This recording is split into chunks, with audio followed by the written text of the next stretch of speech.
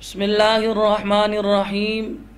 ناظرین محترم، السلام علیکم ورحمۃ اللہ وبرکاتہ ومغفرتہ۔ آپ دیکھ رہے ہیں پروگرام قرآن پاک کی سورتوں کا تعارف۔ آج ہم آپ حضرات کے سامنے سورہ فاتحہ کے حوالے سے بیان کریں گے۔ آپ سے گزارش ہے ثواب کی نیت سے ویڈیو کو پورا دیکھیے گا، انشاءاللہ الرحمن آپ سورہ فاتحہ کے حوالے سے آپ کو بہت ساری معلومات حاصل ہوگی۔ سورہ فاتحہ کہاں نازل ہوئی؟ اکثر علماء اسلام ارشاد فرماتے ہیں سورہ فاتحہ مکہ مکرمہ میں نازل ہوئی، لیکن امام مجاہد رحمۃ اللہ تعالی علیہ ارشاد فرماتے ہیں سورہ فاتحہ یہ مدینہ منورہ میں نازل ہوئی۔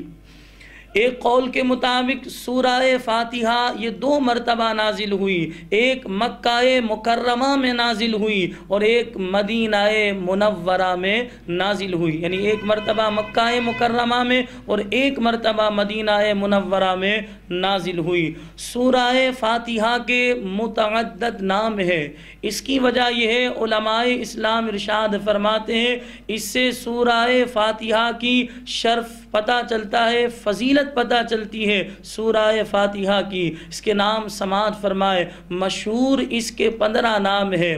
اس کا ایک نام ہے فاتحۃ الکتاب، ام القرآن بھی اس کا نام ہے، سورۃ الحمد بھی سورہ مبارکہ کو کہتے ہیں، السبع المثانی بھی اس سورہ مبارکہ کو کہتے ہیں، ام الکتاب بھی سورہ مبارکہ کو کہا جاتا ہے، سورۃ الکنز، سورۃ الوافیہ، سورۃ الکافیہ اور سورۃ الشفا بھی اس سورہ مبارکہ کو کہا جاتا ہے۔ شعب الایمان کی حدیث پاک ہے، اس کے راوی ہیں عبد الملک بن عمیر رضی اللہ تعالی عنہ۔ نبی کریم صلی اللہ علیہ وسلم نے ارشاد فرمایا سورہ فاتحہ ہر مرض کے لیے شفا ہے۔ کتنی مبارک صورت ہے! قرآن مجید فرقان حمید کی ہر سورہ مبارکہ ہی مبارک ہے، برکت والی ہے۔ قرآن کا ہر لفظ، ہر حرف جو ہے وہ مبارک ہی ہے، وہ مقدس ہی ہے۔ ناظرین محترم یاد رکھیں، اگر آپ خود بیمار ہو یا کوئی اور بیمار ہو تو سورہ فاتحہ 7 مرتبہ پڑھ کر پانی پر دم کر کے پی لیں۔ اگر آپ خود بیمار ہیں تو آپ پی لیں، یا کوئی اور بیمار ہے اسے پلا دیں، انشاءاللہ مریض کو اللہ تبارک و تعالی شفا یابی عطا فرمائے گا۔ اب ہم یہ سماعت فرماتے ہیں اس سورہ مبارکہ میں اللہ تبارک و تعالی نے کیا مضامین بیان فرمائے۔ سورہ فاتحہ میں اللہ تبارک و تعالی کی حمد و ثنا کا ذکر ہوا۔ سورہ فاتحہ میں اللہ تبارک و تعالی کے رحمان ہونے، رحیم ہونے کا ذکر ہوا۔ اسی طرح مرنے کے بعد اٹھائے جانے اور اعمال کی جزا ملنے کا اس سورہ مبارکہ میں ذکر ہوا۔ اسی طرح اس سورہ مبارکہ میں اللہ تبارک و تعالی نے اس بات کا بھی ذکر فرمایا کہ حقیقی طور پر مددگار صرف اللہ تبارک و تعالی کی ذات ہے۔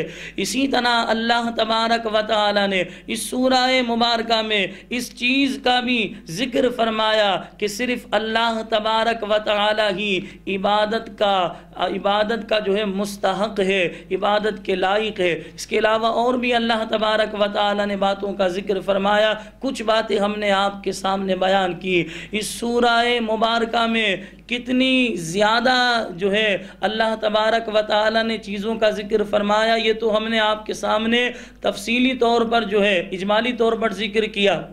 اگر اس کی تفصیل بیان کی جائے تو حضرت علی رضی اللہ تعالی عنہ کا یہ قول اس بات کی وضاحت کرتا ہے۔ حضرت علی کرم اللہ تعالی وجہہ الکریم ارشاد فرماتے ہیں اگر میں سورہ فاتحہ کی تفسیر بیان کروں تو 70 اونٹوں کو جو ہے میں اس سے بھر دوں گا۔ اللہ اکبر! سورہ مبارکہ، یہ وہ سورہ مبارکہ جس میں اللہ تبارک و تعالی نے میں ایک رکوع ذکر فرمایا، یعنی سورہ مبارکہ میں ایک رکوع ہے، 7 آیتیں ہیں، اس سورہ مبارکہ میں 27 کلمے ہیں، 140 حروف ہیں۔ آپ اندازہ لگائیں، داماد مصطفیٰ حسنین کریمین رضی اللہ تعالی عنہما کے والد محترم خاتون جنت کے شوہر نامدار کیا بات ارشاد فرما رہے ہیں کہ سورہ فاتحہ کی اگر میں تفسیر بیان کروں تو 70 اونٹ جو ہے اس سے بھر جائیں گے۔ صرف سورہ فاتحہ میں اللہ تبارک و تعالی نے اتنی باتوں کا ذکر کیا، اگر مولا علی رضی اللہ تعالیٰ عنہ پورے قرآن کی تفسیر بیان کریں تو کتنے زیادہ اونٹوں پر وہ کتابیں لادی جائیں گی، رکھی جائیں گی۔ آپ سے گزارش ہے، قرآن کی تلاوت کو اپنائیے، قرآن کو پڑھنے کا ذہن بنائیے، اپنے گھروں میں قرآن پڑھیے، قرآن کے قریب آئیے، قرآن سے تعلق کو جوڑیے، قرآن مجید فرقان حمید پر عمل پیرا ہوئیے۔ اللہ تبارک و تعالی مجھے بھی اور آپ سب کو بھی قرآن مجید فرقان حمید کی تلاوت کا ذوق و شوق نصیب فرمائے۔ اگر آپ نے ابھی تک ہمارے ایمان ٹی وی پاکستان چینل کو سبسکرائب نہیں کیا تو ثواب کی نیت سے آپ ہمارے چینل کو سبسکرائب کیجئے اور دوسروں کو اس کی دعوت دیجئے۔ اللہ آپ کا اور میرا حافظ و ناصر ہو۔ وآخر دعوانا ان الحمد للہ رب العالمین۔